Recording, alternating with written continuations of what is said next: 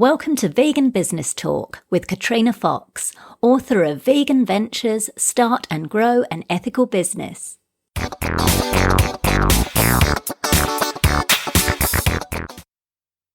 Hello and welcome to this episode of Vegan Business Talk.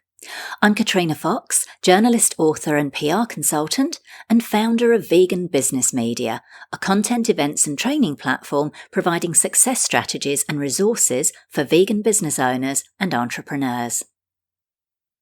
Firstly, a quick announcement. I get a lot of people contacting me asking how they can work with me.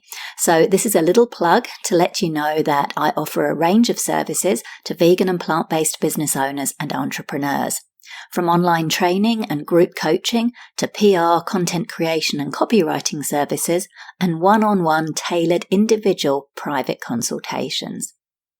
So if you're wanting help to promote or grow your vegan business, brand, product, service, book or other creative project, head over to veganbusinessmedia.com and click on the Work With Me menu link for more details. Now for the main part of the show. Hello everybody, I'm joined today by Hilary MacMillan, who's the founder of her namesake contemporary, cruelty-free, vegan, size-inclusive and now sustainable women's wear brand in Canada. Hilary, welcome to the show.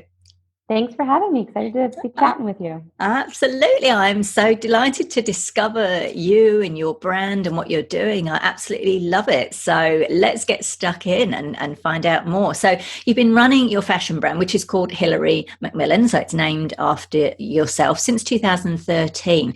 Tell us a bit about your why. What are your drivers for doing this? And also just talk a little bit about how you got here. So what were you doing before and what was your journey into this? The why, I always wanted to kind of have my own brand and my own label. And, since it is named after me, I wanted to kind of speak true to myself and stuff that I believe in. So where the veganism and the cruelty-free and the size-inclusive kind of aspect of the women's wear brand kind of comes from. And then, I just wanted to create something that women could feel empowered in. And that's kind of been the journey since the beginning. And the goal is to just create clothes that make women feel like just amazing in.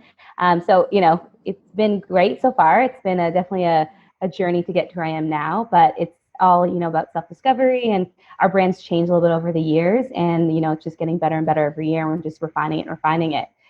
Prior to having the brand, I actually graduated university with a completely different degree. I had a poli-sci and economics degree. Wow, really? Oh, that's interesting. Yeah. That's a pivot, isn't it? The buzzword of 2020.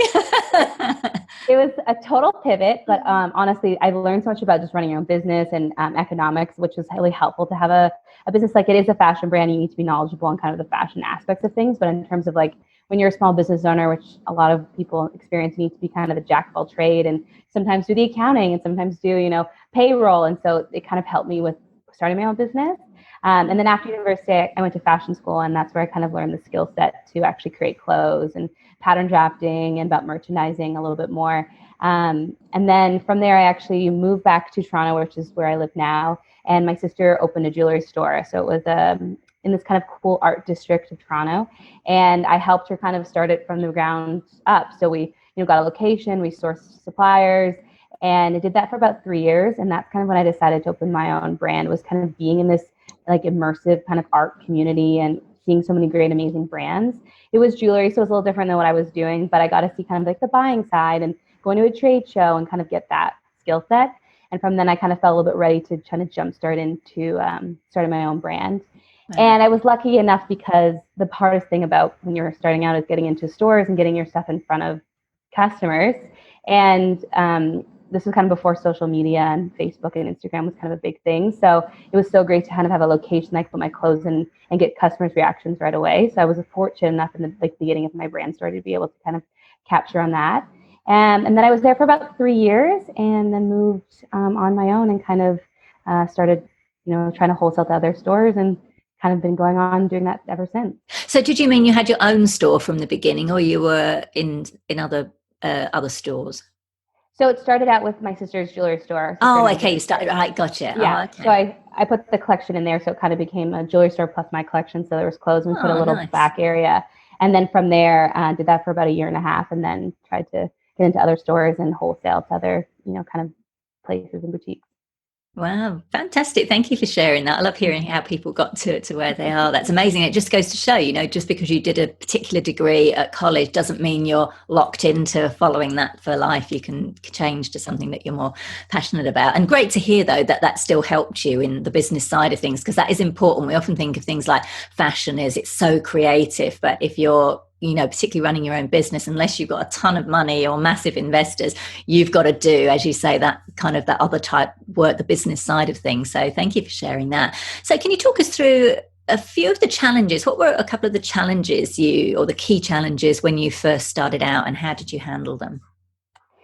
Because I started out like really small and I started out on my own, it was kind of doing everything myself. So kind of trying to learn things that I wasn't skilled in and wasn't kind of my strong suit. I also didn't work for another fashion brand. I did a little bit interning in university and my design program after.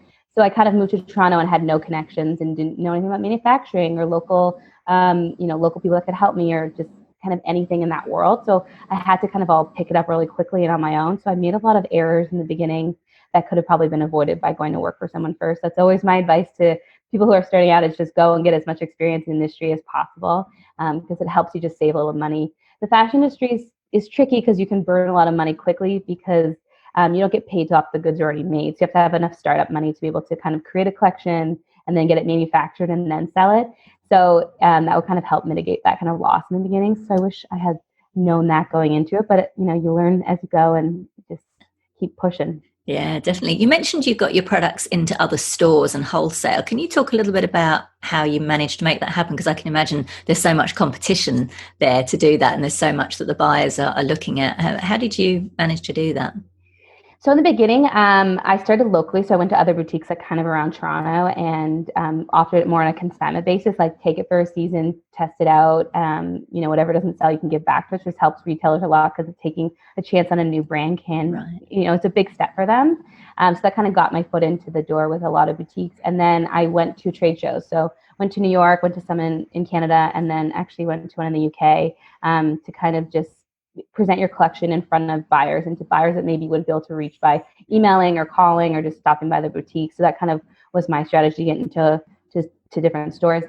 The trade show is kind of a contentious issue among designers. Some people think it's kind of the death of the trade show. It's not so relevant anymore, especially with social media and a lot of buying appointments. And now, especially with the pandemic, we're not sure where it's going to go from here. But I kind of thought to enter a new market, it's important to kind of get people to actually touch your goods. Because we are a cruelty-free brand, we kind of pride ourselves on like really beautiful faux furs, and our vegan leathers are really great. So we want people to actually touch them and feel them. So that's kind of been our strategy, is to just go to as many trade shows as possible to get people to see our goods. Yeah, nice. So as well as obviously being cruelty-free, being vegan and now sustainable, you chose to appeal to and offer to the plus size market right from the beginning. Talk us through a little bit about that and what kind of reactions you got and any challenges around that, any feedback?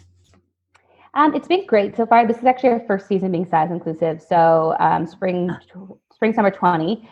We've always gone up to 14, and then we kind of made the shift about a year ago. So because in fashion, we work a year and ahead. So even though this decision made internally was made almost a year and a half ago, it doesn't actually come out until a year later. So it's been something we've been working on for a while. It's been a tricky kind of go in the beginning because I wasn't trained in doing plus size clothing, which is a little bit of a different kind of way that you draft and a different way that you grade up sizes. So going from like an extra small to a 4X is a different kind of process than going from extra small to an extra large. So I did like a lot of research. I bought a ton of plus size clothing. I just kind of looked at different measurements and how different brands kind of were grading up their clothing to kind of amalgamate all this information as I possibly could. So I can kind of go into it with my best foot forward. And then we did a ton of kind of fit meetings with different models and just got our stuff on as much people as possible. But it's been great. The reception's been amazing. Before I went into it, I was kind of engaging with the community and asking people what they were kind of missing from fashion. And a reoccurring thing I heard is they kind of feel left out of the fashion conversation in general. If you're above a size 14, even sometimes above a size 10 in US sizing. So that to me was just something that was kind of a big miss for the fashion community, and kind of sad to hear that a lot of people weren't feeling included in kind of this like fashion world. So that's kind of always been a goal of mine. And so I'm happy to kind of be able to be there right now and get it out there. Fantastic. So does that mean in terms of, because with fashion, like, are you kind of making to order, or do you have to make like a minimum order of certain things? Because it's a bit of a risk, isn't it, kind of going into that new market, because you don't know exactly, even though you've got feedback, people want it, you still don't know exactly how much of each item you're going to sell. So how do you kind of offset that? It is tricky. So we do wholesale. So we wholesale to other businesses, and they'll place, hold on, sorry, my dog, you can hear that. Just a sec. Okay. Hey, Maisie. Hi, Maisie. Sorry. That's okay. I like to have little dogs occasionally make guest appearances, and I've even had a kitten on the podcast before, and usually I say their name and wave, so it's fine. It's all good. Okay, great. She just can be, she's young, so she just doesn't ever want to leave my side. Oh, bless her. You might have to show her before you go. You were just saying about, making the amount of product that you make. Correct. And how you offset that. So we wholesale to other businesses. So that lets us kind of predict what units we're going to sell for that season. And then we produce about 6 months out. We do have a pretty robust e-commerce business. So we have to kind of predict based on what sold for last year, what our goals for the next season are, and then kind of how much we're trying to grow, and then acquire enough product to meet those goals. And then at the end of the season, we do work with off-pricers. If we have leftover goods, and we'll give it to them. But it's kind of just a gamble a little bit. You got some styles you think are going to do really well, and they don't necessarily resonate with their customers. So, we're acquiring more information every year, which allows us to kind of make smarter choices. But going into the plus world, we played a little safe with the styles that we did. So the things that we knew kind of would sell, or that were the feedback of people, what were they were missing. So we started with certain units to test it out, and it's been going well. So we're expanding it even more for next season. Brilliant. Now, in 2017, you launched a Feminist Capsule bomber jacket. Now, I'm a long time out and proud feminist. I'm perfectly fine with the term, but it is a term that can invite a bit of controversy. Maybe it's a little bit divisive. Tell us about your choice to actually call the jacket a feminist capsule. So I hate that it's divisive. I hate that it is a little divisive. I think it is such a great, it's a great term. And if people actually look at the definition, it just means equality between men and women. There isn't much beyond that. And I wanted to create something that people that are proud feminists like I am, that can wear it on their sleeves, on their backs, and kind of show it to the world. And I wanted it to be really in your face, and I wanted it to create conversations with people on the street, or your friends, or whoever you come in contact with. And I don't think it should be kind of hidden in the shadows. I think it should be out there and, create these conversations, so that the notion of feminism isn't such a, a man-hater mantra, or whatever people kind of think of it in a negative way, because it's not. We should all be feminists, men and women alike. Absolutely. I'm totally with you on that. What kind of reaction did you get? Were there any kind of particularly negative comments or feedback you got, and how did you handle them? Still to this day get negative feedback. The internet is a horrible place sometimes. I let it roll off my back a little bit. I just think that people are going to say what they want to say, and unless they're going to take the time to listen to what your point of view is, you can't convince them otherwise sometimes. So I just try not to read it or look at it too much, and not let it bother me. But it's definitely, it's caused some issues in terms of people have voiced their opinions. But for the most part, it's pretty positive. I haven't had too many bad things. So it's good to see that, at least. Yeah. See, it's not like you've had a plummet in, like, lost loads of customers that have said, I'm no longer buying your stuff because you've got the word feminist on it. Not yet. So hopefully that can happen. Good. That's very good. Now, interestingly, Victoria Beckham wore one of your jackets. How did that come about? So Cityline, which is a talk show in Toronto, Tracy Moore is the host. And so we know her, and she was coming onto the show.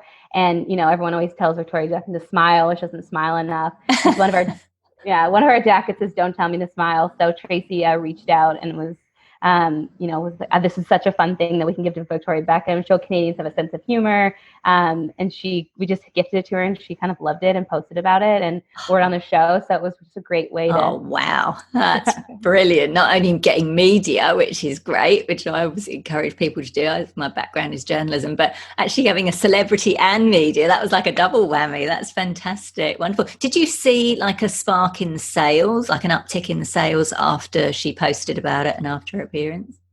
Yeah, totally. A lot of people kind of coming to us to see things and getting a little bit more brand exposure. And then we were featured in a series of different articles and stuff online about it. So it was a great reception. Anytime someone noteworthy kind of wears your stuff or posts about it, you always kind of see a lift in sales. So I don't know if celebrities always know like what impact they have on small brands or brands in general. But when they put their kind of name behind something, it really does make a huge impact for so many people. Yeah, that's good to know. Yes. Any celebrities listening, help out the vegan, especially the vegan, the size inclusive, the sustainable brands. Absolutely. That's brilliant. Can you talk us through a little bit about how you've managed to grow your brand? Because this is such a competitive industry, the fashion industry, even the sustainable, and now, the vegan fashion industry coming out. There's a lot of competition out there. How have you managed to continue to grow the brand and stay relevant? It is very competitive. It is kind of a crazy industry to be in. I'm lucky that Canada is a little bit smaller than kind of, New York or the UK, London. So, we're kind of all, big fish in a little pond here a little bit more. So that's kind of been, it's better. It's easy to be well known kind of in a smaller place. So that's kind of helped us definitely get more known here in Canada. But, how we're kind of, separating ourselves from the herd a little bit is, we're trying to be vegan. We're trying to be cruelty-free. We're trying to be size inclusive, contemporary, sustainable, all's way to kind of identify us from other people. So to create kind of these brand values that people can buy into, and then also at the same time making it fashionable and contemporary and on trend for that season, color-wise and style-wise. So even if you're not vegan or you're not into size inclusivity, which I don't know why you wouldn't be, but you can still come to us and buy clothing because we just make really beautiful clothing and things that are on trend. And then I've also found that like with being a small brand and not being like a fast fashion brand or a large brand, a lot of consumers are now buying with their dollar and buying for things that speak to them for brand value reasons. So we find a lot of people that come to us also for that, which I think is an important way to differentiate yourself from other bigger brands or other brands that don't necessarily have a value-based messaging with them.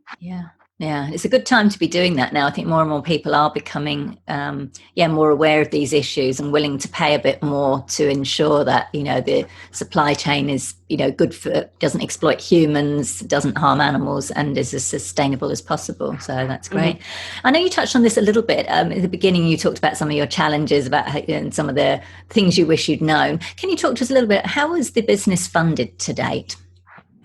Self-funded. So it started out with self-funding and then family funding. And then just over time, we've been able to obviously become successful, that it's just funded on its own. Wow, that's good. That's good to know. Very good to know. That's wonderful. And so no investors at the moment. Any plans to bring that on, or you're staying a kind of a family small brand? Little company? Or more of a family brand, not necessarily small, but more of a family based. company. Yeah. Not the moment. It definitely would be a conversation if we want to expand rapidly and a little bit more than we are, but kind of want to have complete control over everything and be able to kind of decide our decisions without having to be controlled by someone else necessarily. So no plans at the moment. And are you mainly based in Canada in terms of your sales, or because I know you mentioned you went to like New York and the UK trade shows? Do you sell your products abroad, or internationally in other places? Yeah, we sell products everywhere, and then we also have our own e-commerce business, so that's shipped everywhere as well. What did you say the first bit was? You sell? Oh, we sell products everywhere, and then we're also e-commerce, so we ship everywhere. Oh, okay, so you also wholesale internationally as well. Oh, yeah. Wonderful. Mm-hmm. That's great. What kind of stores are you in? Are you in sort of more independent boutique type stores? Yeah, mostly independent. Some multinationals we've been throughout the years, mostly Canadian based, but yeah, mostly boutiques and 1 or 2 locations generally. Got it. Wonderful. And what about marketing strategies? What have been some of the marketing strategies that you've used that have been most successful? I'm imagining it's probably going to be Instagram or even Pinterest because of the visual aspect, but tell us a little bit about that. So there's 2 prongs to our business. There's the wholesale side of things, which is direct to business, so B2B, and then also we have direct to consumer. So the marketing is a little bit different for either sector, kind of which way you're marketing. For direct to consumer, we mostly do Facebook and Instagram ads. We find that those have been the most successful in terms of reaching a pretty broad consumer. And you can change up your ad every day, every week. And so we're really kind of tactile and lean, especially during the pandemic, with how we're marketing to the masses, especially because that's kind of the only way to speak to people right now, or it has been for the last 3 or 4 months. So that's kind of always been our strategy. And then also just getting media and press within different markets to kind of get it out there to get brand awareness and consumer awareness. And then from a B2C marketing kind of standpoint, we do a lot of, we'll do trade magazines. So like advertise actually in trade magazines like Draper's, and then trade shows as well. So they'll have certain magazines for trade shows as well. And that's kind of more tactile. We find that buyers kind of do a little bit more research when they're looking into brands. So kind of getting into as many places that they can see us as possible. Got it. Now, I know that giving back is really important to you, and you've partnered with a couple of women's organisations. I think one is called Up With Women and Black Women in Motion, by donating a percentage of your profits and proceeds. And I believe even one of them you donate, or one product you donate 100% of the proceeds. So talk us a little bit about those partnerships and why they're important. So I always wanted to create, to me, fashion and feminism is always so intertwined. And I wanted to create, along with this capsule. You don't really think of them as being intertwined, though, do you? Like when you said that fashion and feminism, they're not necessarily words that have historically gone together. So it's interesting you say that. They kind of are, though, at the same time, because like even something like the suffragette movement, which was gaining women the right to vote, was so heavily influenced by like they picked specific colors to kind of use to kind of show that they were suffragettes, and even kind of the evolution of jeans and pockets and pants for women from the 50s and going into the workforce. So it's been kind of, you don't always assume it's going to be the same thing, because a lot of people have a negative view of fashion, which I understand, because there's a lot of problems with fashion as well. It's problematic, but in terms of like kind of pushing for women's rights, it kind of does go hand in hand with social movements a lot of the time. I could talk about that for hours, but so I wanted to create a capsule that was kind of something that could give back to women and to give back to my community within Canada. So both these organizations are Canadian based, and they help kind of at-risk women within the community. And because the Feminist Capsule speaks to women so much, I wanted it to be that specific thing that could give back to them. So we mostly give proceeds to them, and then with Black Women in Motion, we're working on different things coming up for the year. We have engaged a lot of conversations about, money's great and they really need large organizations to help them. So like we can give them proceeds, which is obviously amazing. But they, little things like places to meet when they have meetings is something that they desperately need. Or a lot of women don't have access to devices. So it's hard to get jobs when you don't have like an iPad or a computer or a cell phone even. So we're trying to do more kind of grassroots stuff with them as well. So doing devices drives, as well as also then giving them money. So kind of any way that they kind of need, we're kind of taking a cue from them and kind of working with them to kind of be as there for them as we possibly can.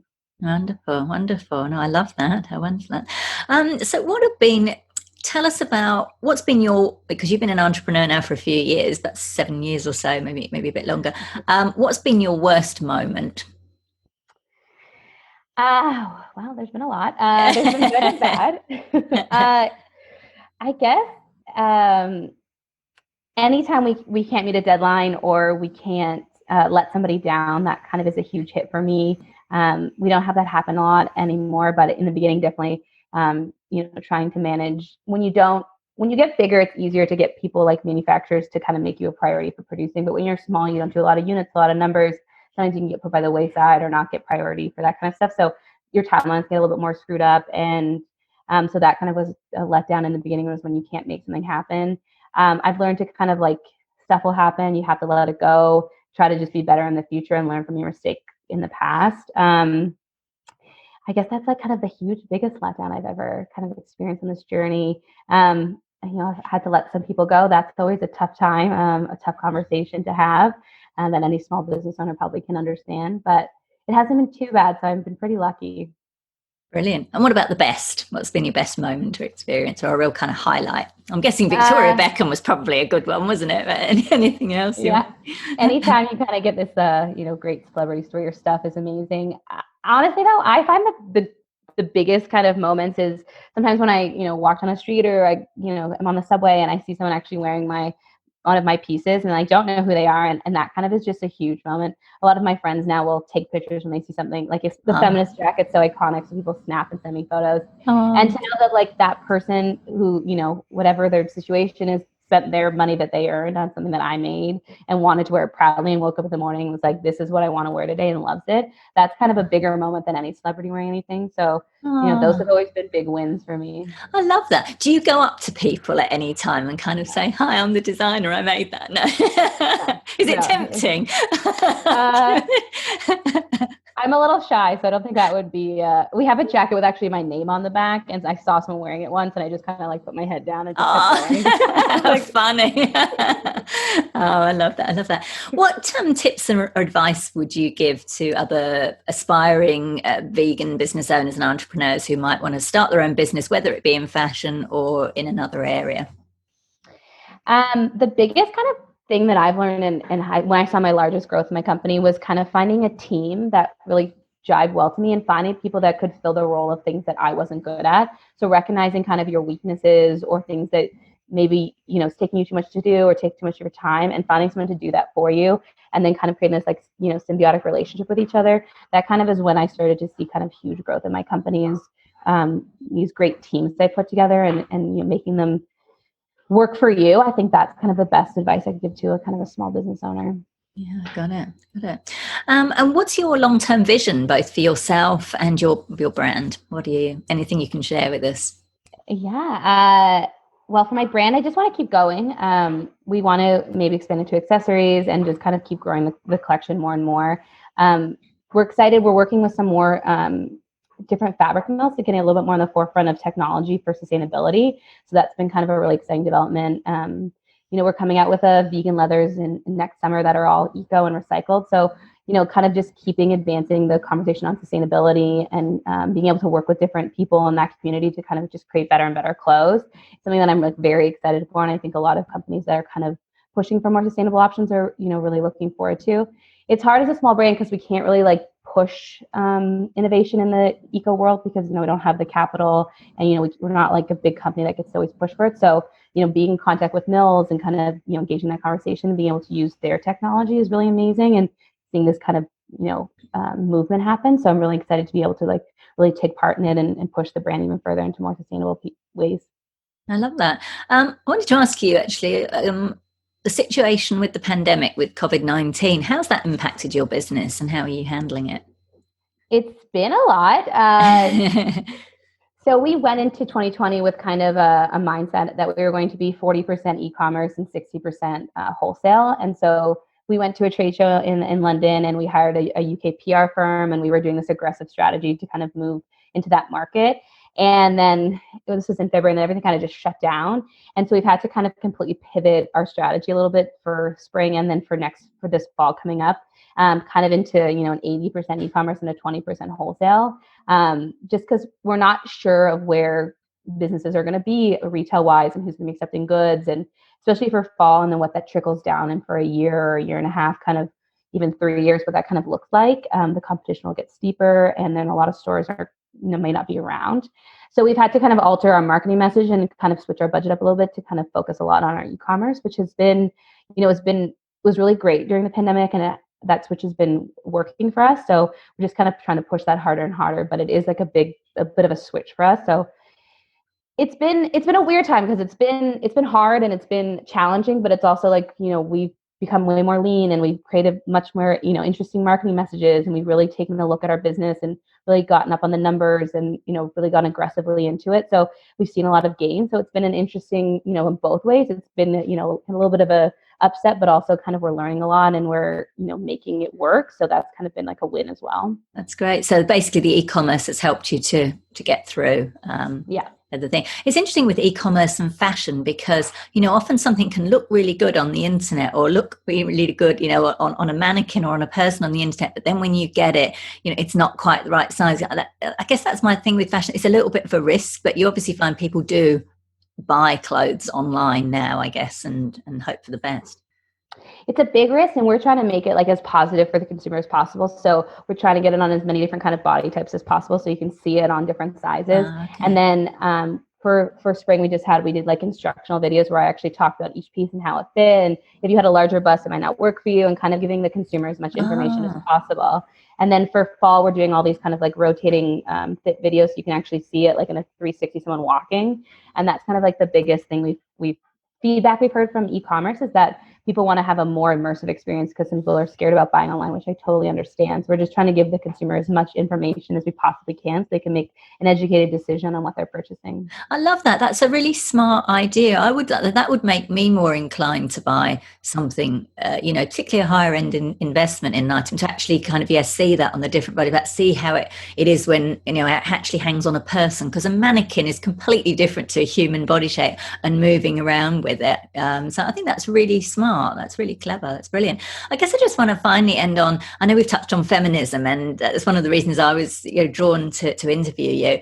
Where do you kind of see that at the moment? We're seeing quite a bit of divisiveness at the moment. I mean, look, there's always infighting in all social justice movements. I've been involved with, feminism, LGBTIQ and animal rights since the late 80s, and there's always infighting. I think particularly now with COVID-19, more people are in front of their computers and social media, and there's not a lot of nuanced conversation. So I'm curious to get your take on it as a fellow feminist. What do you think needs to happen? What are you kind of seeing, and what do you hope will happen?